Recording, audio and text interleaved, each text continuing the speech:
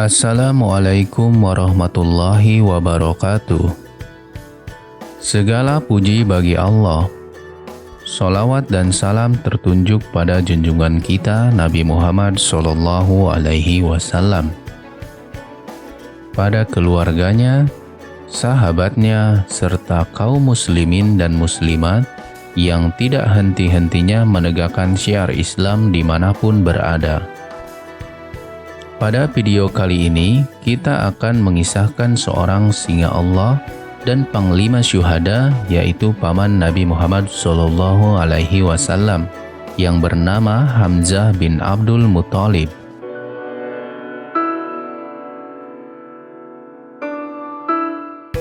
Sahabat berani berubah channel yang dimuliakan oleh Allah Subhanahu wa Ta'ala.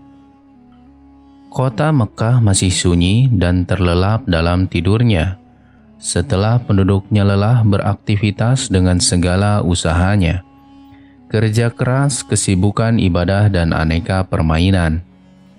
Kala itu, orang Quraisy tertidur lelap dan membalik-balikan tubuhnya di atas ranjang. Tetapi di sana ada seorang insan yang resah gelisah dan matanya tidak terpejam.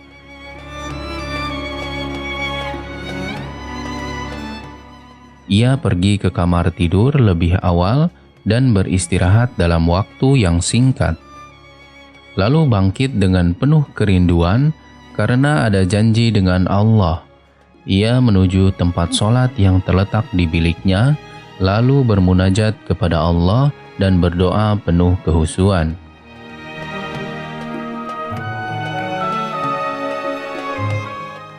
Setiap kali istrinya terbangun dan mendengar gemuruh dadanya yang tertunduk, meminta dengan untayan doa yang hangat dan merengek-rengek. Ia merasa kasihan dan memohon agar suaminya memperhatikan dirinya dan mengambil waktu istirahat yang cukup. Dengan air mata yang mengalir, yang mendahului kata-katanya, ia menjawab, "Wahai Hadijah, waktu untuk tidur telah berlalu."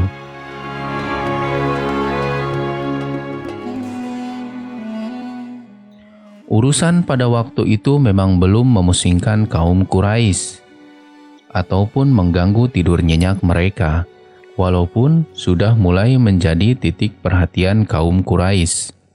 Ia baru saja memulai dakwahnya dan menyampaikan ajarannya secara rahasia dan sembunyi-sembunyi, dan orang-orang yang beriman kepadanya waktu itu masih sangat sedikit.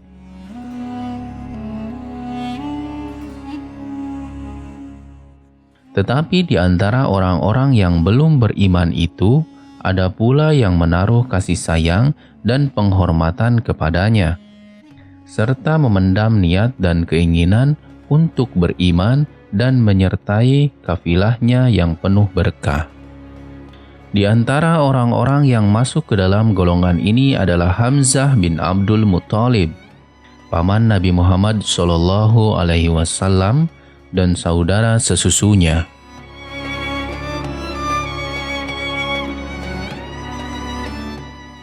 Hamzah telah mengetahui kebesaran dan kesempurnaan keponakannya.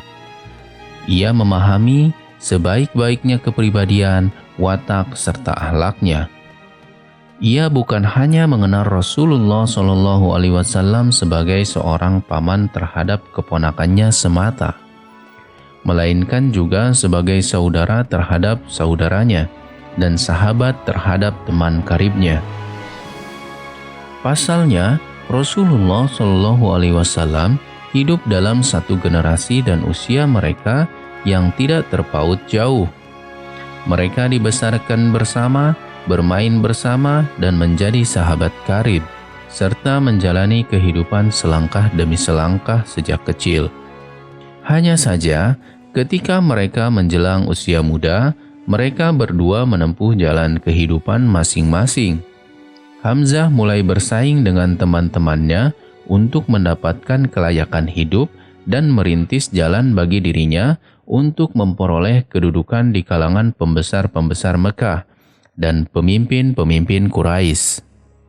Sedangkan Nabi Muhammad SAW tetap bertahan di lingkungan cahaya rohani yang mulai menerangi jalan baginya menuju ilahi, serta mengikuti bisikan hati yang mengajaknya menjauhi kebisingan hidup untuk mencapai renungan yang dalam, serta mempersiapkan diri dalam menyambut dan menerima kebenaran. Walaupun kedua anak muda itu telah mengambil jalan hidup yang berlainan, tetapi tidak satu detik pun hilang dari ingatan Hamzah. Keutamaan sahabat sekaligus keponakan itu telah banyak diketahui oleh Hamzah, yakni keutamaan dan kemuliaan yang mengantarkan Nabi Muhammad SAW kepada kedudukan tinggi di mata seluruh manusia dan melukiskan secara gamblang masa depannya yang gemilang.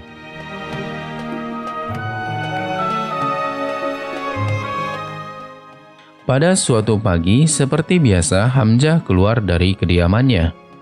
Di sisi Ka'bah, ia melihat rombongan pembesar bangsa Quraisy, lalu ia pun duduk bersama mereka untuk mendengarkan apa yang sedang mereka perbincangkan. Ternyata mereka sedang membicarakan Nabi Muhammad SAW.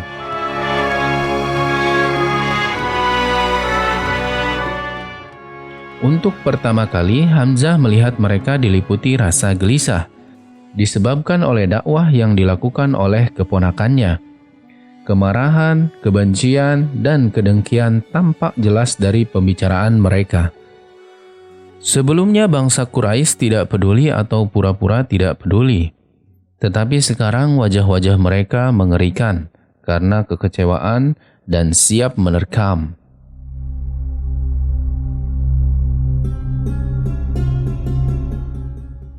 Hamzah pun tertawa mendengar obrolan mereka. Ia menuduh mereka terlalu berlebihan dan salah menilai Nabi Muhammad SAW. Pada saat itu, Abu Jahal menegaskan kepada mereka yang hadir bahwa Hamzah sebenarnya paling tahu tentang ajaran yang diserukan oleh Nabi Muhammad SAW. Hanya saja, ia menganggap enteng hingga bangsa Quraisy menjadi lengah dan tidak menyadarinya. Kemudian suatu hari nanti orang-orang Quraisy akan ditimpa keburukan dan urusan keponakannya itu menguasai mereka.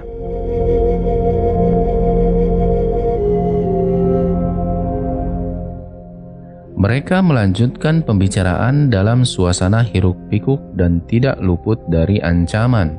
Sedangkan Hamzah kadang-kadang turut tertawa dan sesekali menampakkan wajah murka. Ketika pertemuan itu telah selesai, mereka kembali ke acara masing-masing. Kepala Hamzah pun dipenuhi oleh pikiran dan perasaan baru yang menyebabkan perhatiannya tertuju kepada Nabi Muhammad SAW dan mempertimbangkan dampak baik dan buruknya.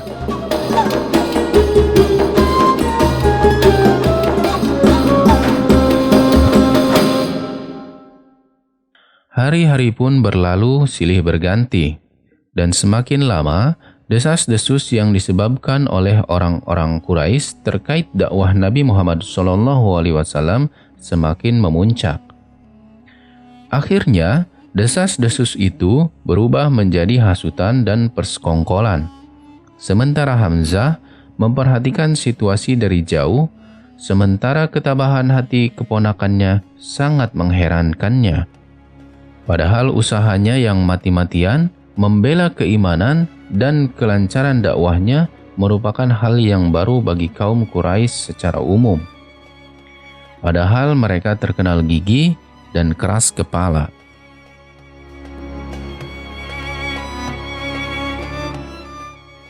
Ketika itu, keraguan-raguan mungkin saja dapat menggoyahkan kepercayaan seseorang tentang kebenaran Rasulullah SAW dan kebesaran jiwanya. Tetapi orang-orang Quraisy tidak menemukan jalan untuk mempengaruhi dan memperdayai Hamzah, karena Hamzah adalah orang yang paling tahu siapa Nabi Muhammad SAW. Sejak masa kanak-kanak hingga masa mudanya, yang tidak ternoda dan terpercaya sampai usia dewasa. Hamzah mengenal Nabi Muhammad SAW sebagaimana ia mengenal dirinya sendiri, bahkan lebih dari itu. Sejak mereka lahir ke alam dunia, menjadi remaja dan sama-sama beranjak dewasa, di mana lembaran kehidupan Nabi Muhammad SAW terbuka di hadapan matanya, suci bersih laksana sinar matahari, dan ia tidak pernah melihat sekalipun cacat pada lembaran itu. Hamzah bukan saja orang yang memiliki kekuatan jasmani saja, melainkan juga dikaruniai kekuatan kemauan dan ketajaman akal pikiran. Karena itu, tidak wajar bila ia ketinggalan dan tidak ingin mengikuti orang yang diketahuinya betul-betul jujur dan dapat dipercaya. Hanya saja, ia memendam keinginan itu di dalam hatinya. Ia menunggu waktu yang tepat untuk membukanya, dan waktu itu telah dekat dan ia tidak akan menunggu lama.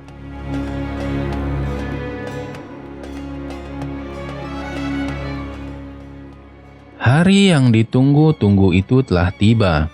Ia keluar dari rumah dan pergi ke padang belantara untuk berburu. Hamzah berburu kira-kira setengah hari di sana. Dan ketika kembali dari perburuannya, ia langsung pergi ke Ka'bah untuk tawaf seperti biasa sebelum pulang ke rumah. Setibanya di dekat Ka'bah, ia ditemui oleh pelayan wanita, yaitu Abdullah bin Zud'an. Pelayan wanita itu berkata kepada Hamzah, "Wahai Abu Umar, andai saja engkau melihat apa yang dialami oleh keponakanmu, Abdul Hakam bin Hisham, menyakiti dan memaki-makinya ketika mendapatkan dia sedang duduk di sana, hingga mengalami perkara yang tidak diinginkan." Wanita itu lalu melanjutkan ceritanya mengenai perlakuan Abu Jahal terhadap Rasulullah SAW. Hamzah pun mendengarkan perkataannya dengan baik. Kemudian ia menundukkan kepalanya sejenak, lalu membawa busur panahnya dan menyandangkannya ke bahunya.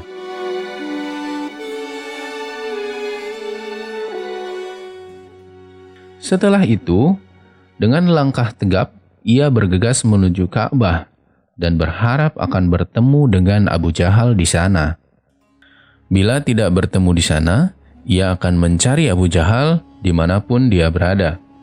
Tetapi sebelum sampai di Ka'bah, Hamzah telah melihat Abu Jahal di pekarangan sedang dikelilingi oleh pembesar-pembesar Quraisy. Dalam suasana yang mencekam, Hamzah maju mendekati Abu Jahal, lalu mengambil busurnya dan memukulkannya ke kepala Abu Jahal hingga terluka dan berdarah-darah.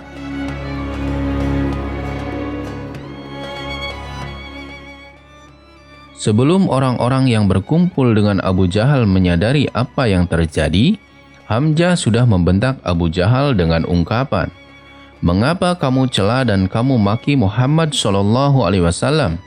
Padahal aku telah menganut agamanya dan mengatakan apa yang dikatakannya. Ulangilah makianmu itu kepadaku jika kamu berani."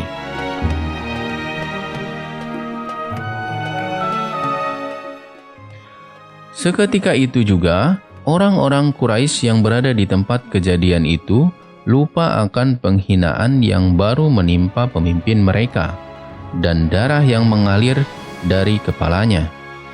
Mereka terhenyak kaget oleh kata-kata yang dikeluarkan dari mulut Hamzah yang tidak ubahnya bagai bunyi halilintar di siang bolong. Kata-kata yang telah diucapkan bahwa ia telah menganut agama Nabi Muhammad SAW, mengakui apa yang diakuinya dan mengatakan apa yang dikatakannya. Mereka pun berkata, "Apa? Apakah Hamzah telah masuk Islam?"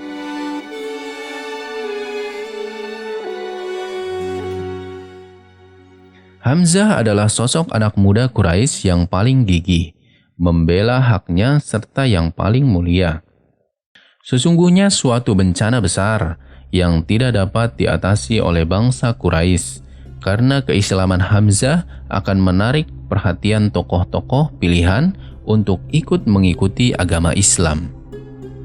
Sehingga Nabi Muhammad SAW akan mendapatkan tenaga dan kekuatan yang akan membela dakwah dan memperkokoh barisannya.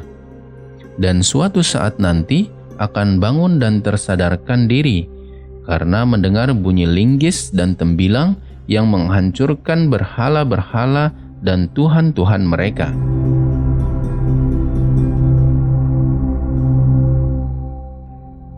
Memang benar Hamzah telah masuk Islam, dan di hadapan umum ia telah mengungkapkan isi hatinya selama ini. Ia meninggalkan orang-orang itu merenungi kekecewaan dan kegagalan harapan mereka, dan membiarkan Abu Jahal menjilat darah-darah yang mengucur dari kepalanya yang terluka. Hamzah kembali mengambil busur dengan tangan kanannya, lalu menggantungkannya di bahunya. Kemudian, dengan langkah yang tegap dan hati yang pekat, ia pergi pulang ke rumahnya.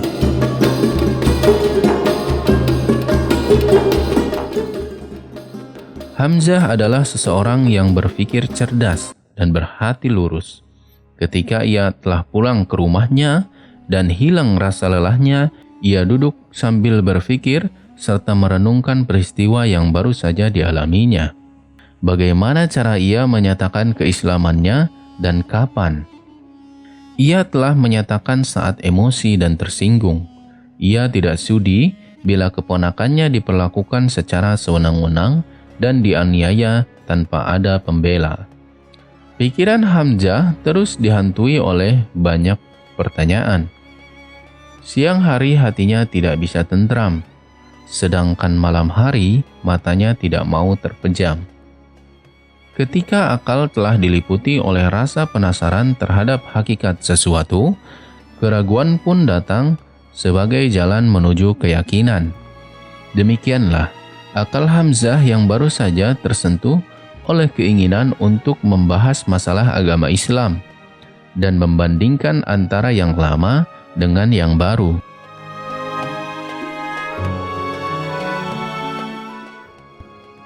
Hamzah pun berkata, "Kemudian timbul sesal dalam hatiku karena meninggalkan agama nenek moyang dan kaumku.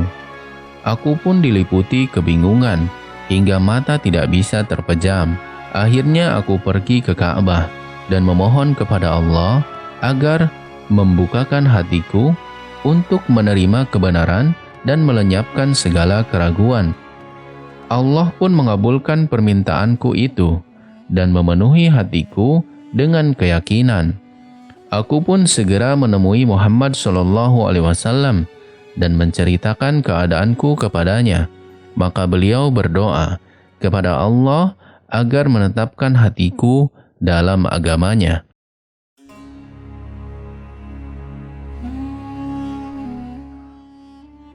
Demikianlah Hamzah menganut Islam secara yakin. Allah menguatkan Islam dengan Hamzah. Bagai batu karang yang kukuh menjulang, ia membela Rasulullah SAW dan para sahabatnya yang lemah. Sementara Abu Jahal melihat Hamzah berdiri di dalam barisan kaum muslimin, maka menurut keyakinannya, perang sudah tidak dapat dilakukan lagi. Karena itu, ia menghasut orang-orang Quraisy untuk melakukan kekerasan kepada Rasulullah SAW dan para sahabatnya.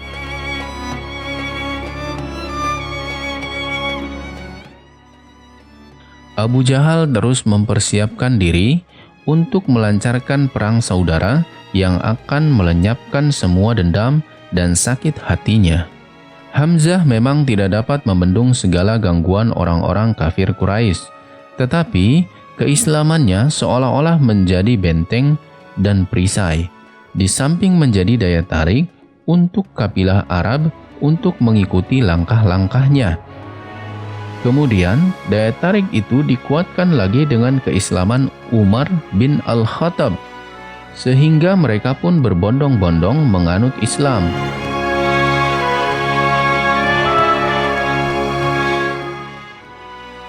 Sejak masuk Islam, Hamzah telah bertekad akan membaktikan hidupnya untuk Allah dan agamanya. hingga Rasulullah SAW memberikan julukan istimewa kepada dirinya, yaitu singa Allah dan singa Rasul-Nya.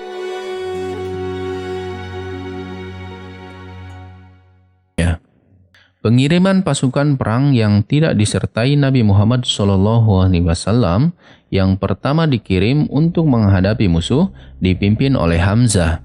Panji Islam pertama yang dipercayakan oleh Rasulullah SAW kepada salah seorang Muslim diserahkan kepada Hamzah. Kemudian, ketika pasukan telah berhadap-hadapan di Perang Badar, keberanian luar biasa telah ditunjukkan oleh singa Allah dan Rasul-Nya, yang tiada lain adalah Hamzah.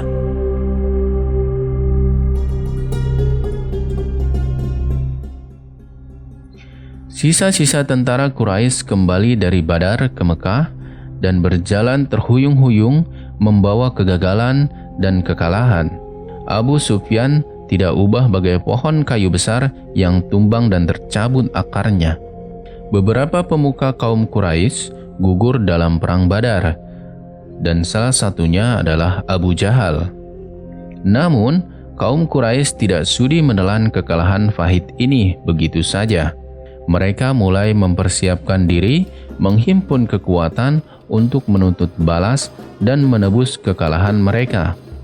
Mereka telah bertekad bulat untuk berperang. Akhirnya, waktu perang Uhud telah tiba.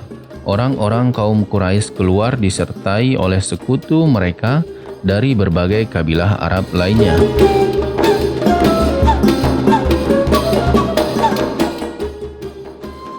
Mereka dipimpin oleh Abu Sufyan. Target utama pemuka Quraisy dalam berperang kali ini adalah dua orang saja, yaitu Rasulullah SAW dan Hamzah. Memang benar dari buah perbincangan dan provokasi yang mereka gembar-gemborkan sebelum berperang, dapat diketahui bahwa Hamzah berada pada urutan kedua sesudah Rasulullah SAW sebagai sasaran dan target peperangan ini.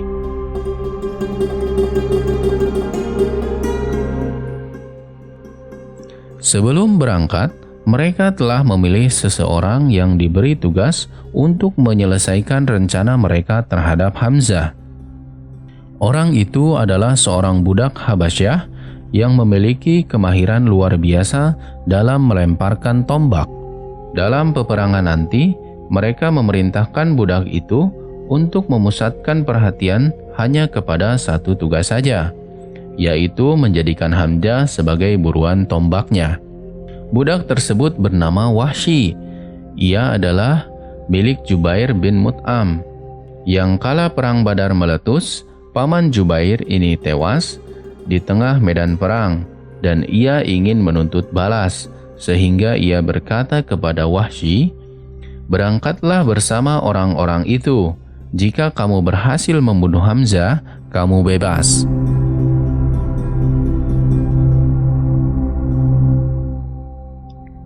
Kemudian mereka membawa budak itu kepada Hindun binti Utbah, yakni istri Abu Sufyan, agar dihasut dan didesaknya untuk melaksanakan rencana yang mereka inginkan. Karena pada perang Badar, Hindun telah kehilangan ayah, paman, saudara, dan putranya.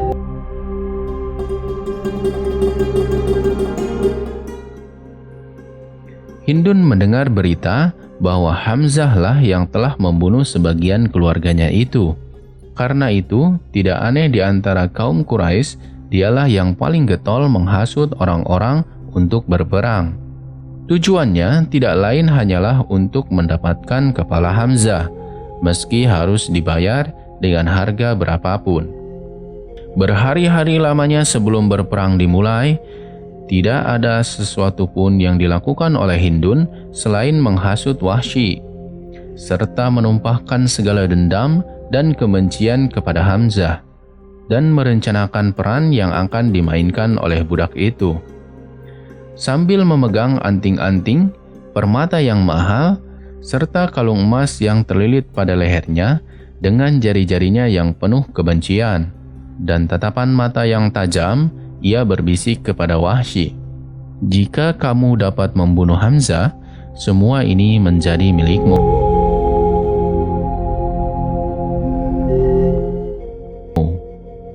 Air liur Wahsy pun mengalir mendengar itu. Angan-angannya terbang, dipenuhi rasa rindu dan ingin cepat bertemu dengan peperangan yang akan menyebabkan tombaknya bertemu dengan mangsanya, hingga ia tidak lagi menjadi budak.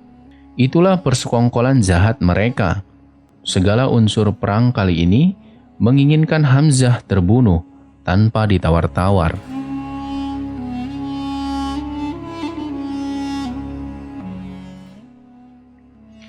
Perang Uhud itu pun tiba.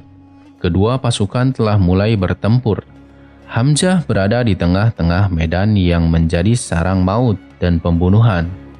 Ia memakai pakaian perang, sedangkan di dadanya terdapat bulu burung unta yang biasa diambilnya sebagai penghias dadanya dalam berperang.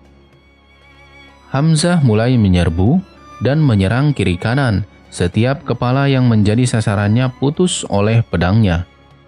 Pukulannya terhadap orang-orang musyrik tiada henti-hentinya, seolah-olah maut menyerahkan diri ke dalam tangannya. Dilontarkannya kepada siapa yang dia kehendaki.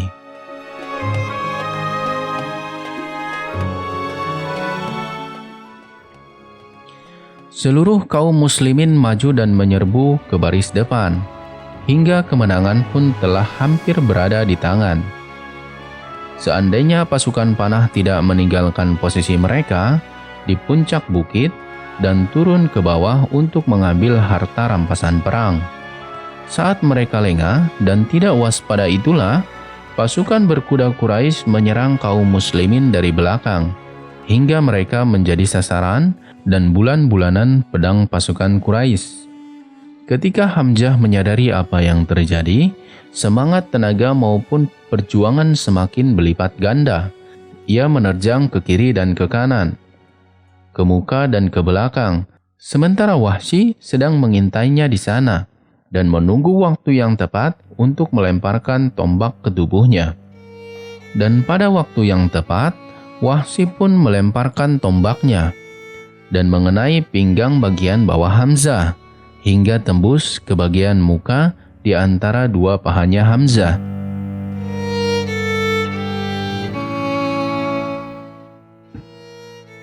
Demikianlah singa Allah dan singa Rasul-Nya gugur sebagai syahid yang mulia.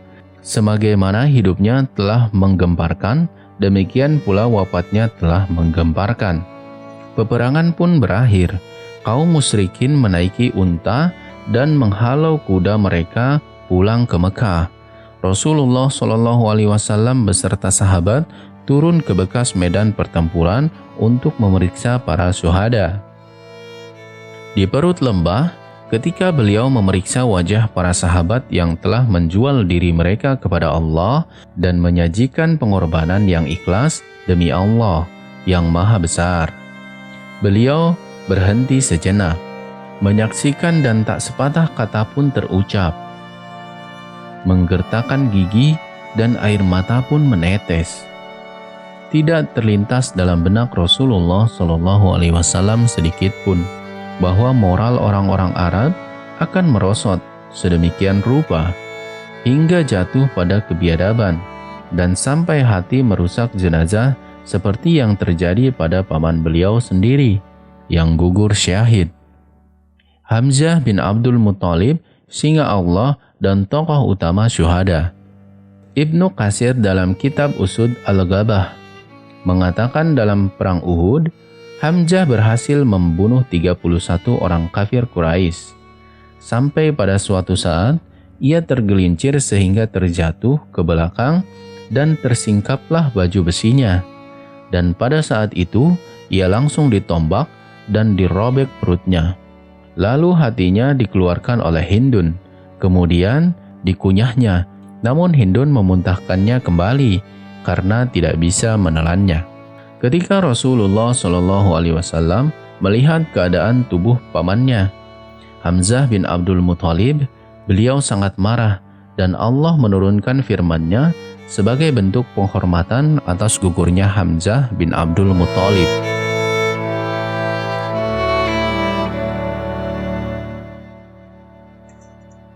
Serulah manusia kepada jalan Tuhanmu dengan hikmah dan pengajaran yang baik, dan berdebatlah dengan mereka dengan cara yang baik. Sesungguhnya Tuhanmu, dialah yang lebih mengetahui siapa yang sesat dari jalannya, dan dialah yang lebih mengetahui siapa yang mendapat petunjuk.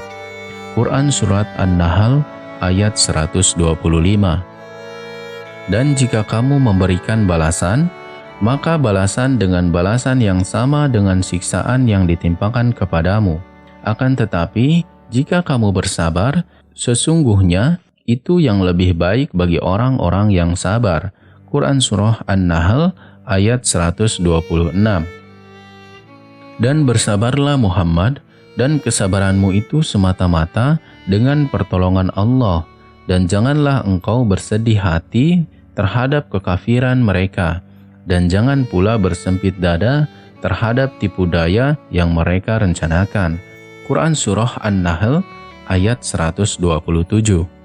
Sungguh, Allah beserta orang-orang yang bertakwa dan orang-orang yang berbuat kebaikan. Quran Surah An-Nahl ayat 128.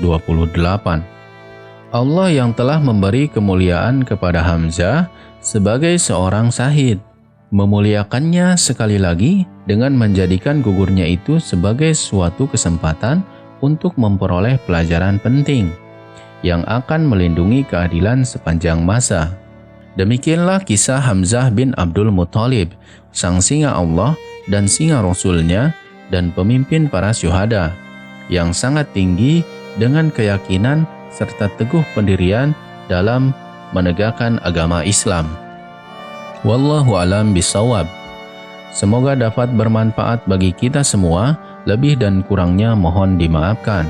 Yang benar datangnya atas bimbingan Allah Subhanahu wa Ta'ala yang Maha Benar, dan yang salah, hilaf atau keliru itu datangnya dari saya pribadi, sebagai manusia biasa yang tidak pernah luput dari salah, hilaf dan dosa. Wassalamualaikum warahmatullahi wabarakatuh.